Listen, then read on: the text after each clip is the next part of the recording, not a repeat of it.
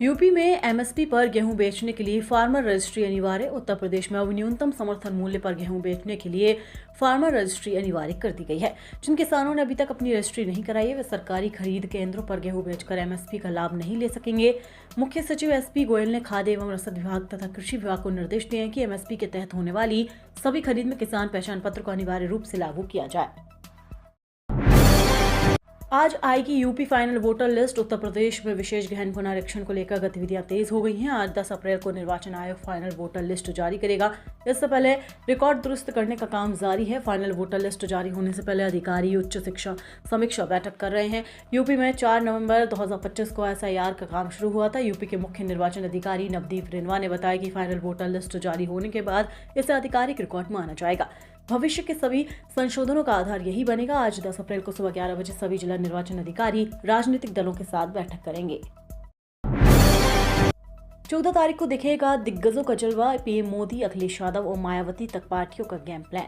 उत्तर प्रदेश में आगामी विधानसभा चुनाव 2027 को देखते हुए सियासी हलचल तेज हो गई है। 14 अप्रैल को डॉक्टर भीमराव अंबेडकर की जयंती के मौके पर सभी प्रमुख राजनीतिक दल दलित वोट बैंक को साधने के लिए बड़े स्तर पर रणनीति बना रहे हैं।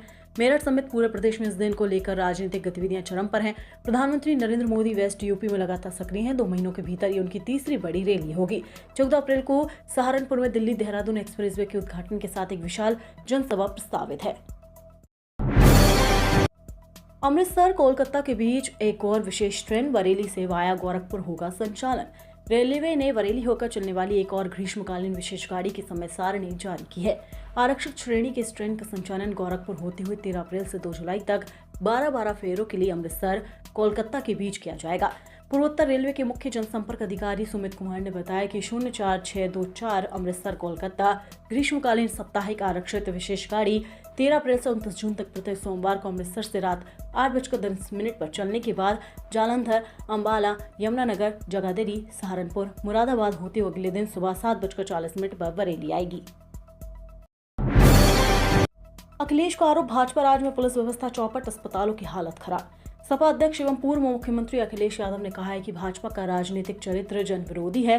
भाजपा राज में प्रदेश की पुलिस व्यवस्था चौपट है, कानून का राज नहीं है, अस्पतालों की हालत खराब है, गरीबों को इलाज नहीं मिल रहा है। वे बृहस्पतिवार को पार्टी प्रदेश मुख्यालय में कार्यकर्ताओं को संबोधित कर रहे थे।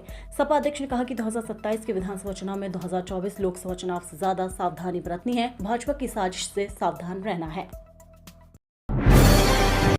अम्बेडकर जयंती पर शक्ति प्रदर्शन करेगी बसपा। लखनऊ में जुट सकते हैं कई लाख लोग। बहुजन समाज पार्टी आगामी 14 अप्रैल को डॉक्टर भीमराव अंबेडकर की जयंती पर राजधानी में फिर से शक्ति प्रदर्शन करेगी। गोमती नगर स्थित डॉक्टर भीमराव अंबेडकर सामाजिक परिवर्तन स्थल में प्रदेश के सभी 18 मंडलों के कार्यकर्ता और समर्थक जुटेंगे। तो वहीं दूसरी ओर पार्टी के राष्ट्रीय संयोजक आकाश आनंद छत्तीसगढ़ के रायपुर में रैली को संबोधित करेंगे। इसी तरह अन्य राज्यों में भी वरिष्ठ पदाधिकारी को बृहत तरीके से जयंती मनाने का निर्देश दिया गया है। यूपी पुलिस विभाग में बड़ा फेरबदल, 12 आईपीएस का तबादला। यूपी सरकार ने पुलिस विभाग में बड़ा फेरबदल कर दिया। शासन ने 12 आईपीएस अफसरों का तबादला कर दिया है। इनमें 3 अपर पुलिस अधीक्षक, 4 सहायक पुलिस अधीक्षक और 5 सहायक पुलिस आयुक्त के पद पर तैनात थे।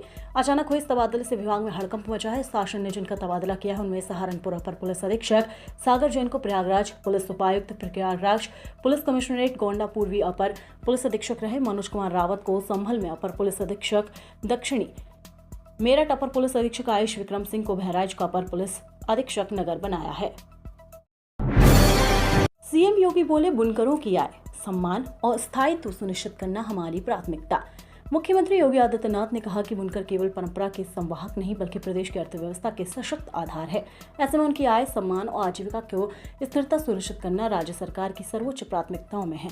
उन्होंने कहा कि वर्तमान में बुनकरों के सामने कच्चे माल की बढ़ती लागत, डिजाइन और आधुनिक तकनीक का अभाव तथा सीमित बाजार पहुंच जैसी चुनौतियां हैं। इन समस्याओं का समाधान केवल योजनागत सहायता से नहीं बल्कि एक सुदृढ़ एवं समन्वित तंत्र विकसित कर ही संभव है। अतिक्रमण कार्यवाही पर सपा का सियासी संग्राम, सड़क पर उतरे नेता। नगर निगम द्वारा शहर में चलाए जा रहे अतिक्रमण हटाओ अभियान को लेकर गुरुवार को सियासत गर्मा गई। समाजवादी पार्टी के कई बड़े नेता और कार्यकर्ता सड़कों पर उतर आए और कोहड़ा पीर रोड पर जोरदार विरोध प्रदर्शन किया। अचानक हुए इस प्रदर्शन से इलाके में हलचल मच गई और काफी देर तक नारेबाजी होती रही। प्रदर्शन में पूर्व मेयर सुप्रिया एरन, राजेश अग्रवाल, डॉक्टर अनीस बेग, पार्षद गौरव सक्सेना, रविंद्र यादव और शमीम सुल्तानी समेत कई सपा नेता शामिल रहे। शादी वाले घरों के लिए नया अपडेट, दावत का मेन्यू और मेहमानों की बताया संख्या। सहलग यानी शादी का सीजन शुरू हो गया है। 19, 21 और 22 अप्रैल को 500 से अधिक घरों में शहनाई बजेगी। ऐसे में शादी वाले घरों में दावत की तैयारियों में एलपीजी सिलेंडर की किल्लत नहीं होगी। मेहमानों की संख्या, दावत का मेन्यू बताने के साथ शादी का कार्ड दिखाने पर अस्थायी कनेक्शन देकर अधिकतम 10 व्यावसायिक सिलेंडर उपलब्ध कराए जाएंगे। रसोई गैस की बुकिंग में बढ़ती समयावधि को देखते हुए जिलाधिकारी अरविंद मलप्पा वनगारी ने जिला पूर्ति अधिकारी को निर्देशित किया है कि आवेदनों के आधार पर प्राथमिकता से आपूर्ति सुनिश्चित की जाए।